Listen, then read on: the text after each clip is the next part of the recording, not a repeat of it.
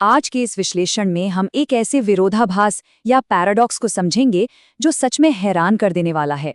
हम बात कर रहे हैं अरुण चंद्र गुहा की, एक ऐसी शख्सियत जिन्होंने भारतीय इतिहास के दो बिल्कुल अलग युगों के बीच एक मजबूत पुल का काम किया।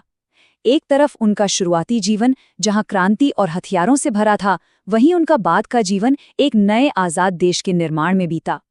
अब सबसे दिलचस्प सवाल जो दिमाग में आता है वो ये है कि सोचिए कैसे एक व्यक्ति जो सशस्त्र विद्रोह के लिए बार बार जेल गया और जिसने गुप्त रूप से बॉम्ब बनाए, वो आगे चलकर एक नए और लोकतांत्रिक देश का फाइनेंस मिनिस्टर बन जाता है। ये बदलाव किसी चमत्कार से कम नहीं लगता है ना? इस पूरे परिवर्तन को समझने के लिए हम गुहा के सफर को इन 5 मुख्य हिस्सों में देखेंगे। The teenage radical, the Indo German conspiracy, secret to mass politics, framing the Indian republic और आखिर में द स्टेट्समैन एंड हिस्टोरियन। तो चलिए शुरू करते हैं। पहला पड़ाव, द टीनेज रेडिकल। उनकी कहानी शुरू होती है 1892 से, बंगाल प्रेसिडेंसी के बरिसल जिले में। उस वक्त बरिसल राष्ट्रवादी भावनाओं का एक बहुत ही महत्वपूर्ण केंद्र हुआ करता था। यहाँ से उनके अंदर क्रांति के बीज बोए गए थे। सिर्फ 14 साल की छोटी सी उम्र में गुहा युगांतर से जुड़ गए। ये बंगाल का एक गुप्त क्रांतिकारी समूह था जिसने शांतिपूर्ण तरीकों और निवेदन को पूरी तरह से नकार दिया था। उनका क्लियर मानना था कि ब्रिटिश शासन को उखाड़ फेंकने के लिए सीधी और उग्र कार्रवाई ही करनी पड़ेगी। उनकी शुरुआती काम करने की कार्यप्रणाली बेहद खतरनाक थी। स्वामी प्रज्ञानानंद सरस्वती के मार्गदर्शन में उन्होंने मैनिकताला के बगीचों में छुपकर बम बनाए और क्रांति के लिए फंड इकट्ठा करने के लिए टैक्सी कैब डकैतीज यानी सशस्त्र लूटपाट को अंजाम दिया। इस वजह से उन्हें कई बार गिरफ्तार भी किया गया, लेकिन उनका हौसला बिल्कुल नहीं टूटा। अब आते हैं दूसरे दौर पर, द इंडो जर्मन कॉन्स्पिरेसी। यहाँ गुहा वर्ल्ड वॉर 1 की सबसे बड़ी, सबसे रिस्की और अंतर्राष्ट्रीय साजिशों में से एक का हिस्सा बन गए थे। गुहा एक विशाल योजना से गहराई से जुड़े थे जिसे द जिमरमैन प्लान कहा जाता है। बाढ़ा जतिन के नेतृत्व में ये एक ऐसी प्लानिंग थी जो ब्रिटिश एम्पायर की नींव हिलाने के लिए इंटरनेशनल अलायंसेस पर टिकी थी।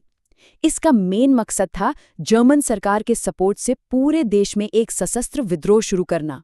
ये प्लान कितना कॉम्प्लेक्स था, इसका अंदाज़ा इस बात से लगाया जा सकता है कि इसमें हटिया और बालासोर के तट पर जर्मन हथियारों की डिलीवरी लेना, एक गुप्त गुरेला फोर्स बनाना और भारतीय सेना में बगावत भड़काना शामिल था।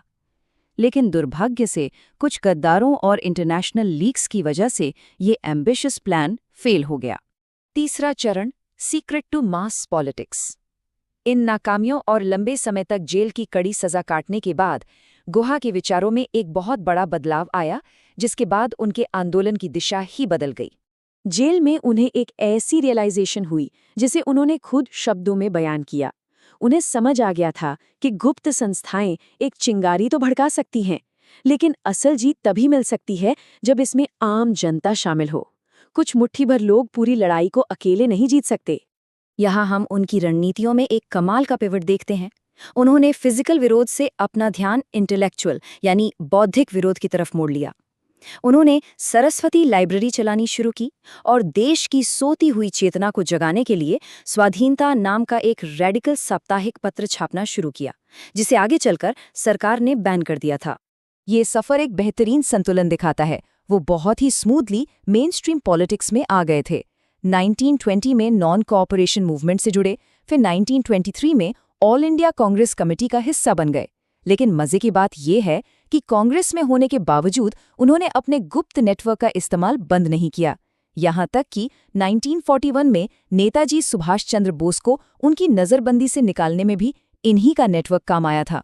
चौथा हिस्सा, फ्रेमिंग द इंडियन रिपब्लिक। जैसे ही आज़ादी दरवाजे पर दस्तक देने लगी, एक पुराना उग्रवादी किशोर अब राष्ट्र निर्माता की भूमिका में आ गया। वेस्ट बंगाल से कॉन्स्टिट्यूएंट असेंबली के लिए चुने जाने पर उन्होंने डेमोक्रेटिक आज़ादी को बचाने में पूरी जान लगा दी। अपने खुद के जेल के दर्दनाक अनुभवों के कारण उन्हें सरकारी ताकत के दुरुपयोग का सख्त डर था। इसलिए उन्होंने मौलिक अधिकारों पर किसी भी तरह की रोक और आज़ादी छीन लेने वाले सेविंग्स क्लॉजेस का खुलकर विरोध किया। वो नागरिक स्वतंत्रता की एक मजबूत ढाल बन गए थे। और आखिरी में 5वां हिस्सा, द स्टेट्समैन एंड हिस्टोरियन। इस आखिरी दौर में हम देखेंगे कि कैसे गुहा ने अपने उसी क्रांतिकारी अनुशासन को सुशासन और साहित्य में लागू किया।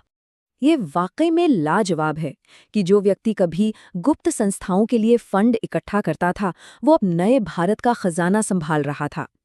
पहली लोकसभा में minister of state for finance के तौर पर स्टेट बैंक ऑफ इंडिया की स्थापना और फिर एस्टिमेट्स कमेटी के अध्यक्ष के रूप में यूनिवर्सिटी ग्रांट्स कमीशन की कार्यप्रणाली में महत्वपूर्ण सुधार, ये उनके शासन के बेहतरीन उदाहरण थे।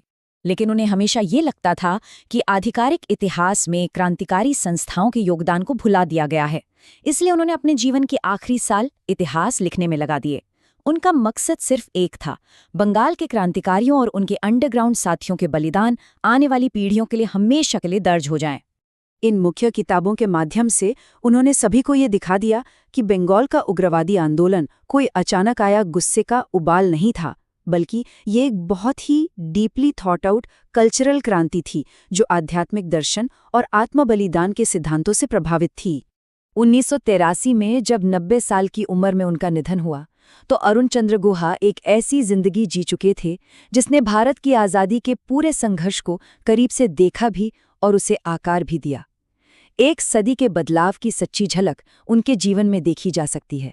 अंत में सोचिए जरा इस बारे में, एक गुप्त क्रांतिकारी से लेकर लोकतांत्रिक संस्थापक तक का उनका ये सफ़र हमारे आज़ादी के संघर्ष को देखने का नज़रिया कैसे बदल देता है। ये बताता है कि एक राष्ट्र को बनाने में क्रांति की आग और इंस्टीट्यूशन बिल्डिंग का अनुशासन दोनों की कितनी ज़रूरत होती है। उम्मीद है इस विश्लेषण से इस महान जीवन को समझने की एक नई दृष्टि मिली होगी।